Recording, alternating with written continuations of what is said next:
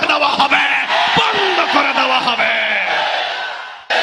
আজকে সেই নবী পাক সাল্লাল্লাহু আলাইহি সাল্লামের শান আজমতের বিরুদ্ধে কথা বলা হয়, আজকে সেই নবী পাকের ইজ্জত হানি করে কথা বলা হয়। ফ্রান্সে আমার নবী পাকের শান মানকে লুণ্ঠিত করে, আমার নবী পাকের চেহারাকে বিকৃত করে, কার্টুন বানিয়ে ব্যঙ্গচিত্র করে, ওই ফ্রান্সের সরকারি সহায়তায় তারা প্রদর্শন করে আমার নবীর আরশচুম্বী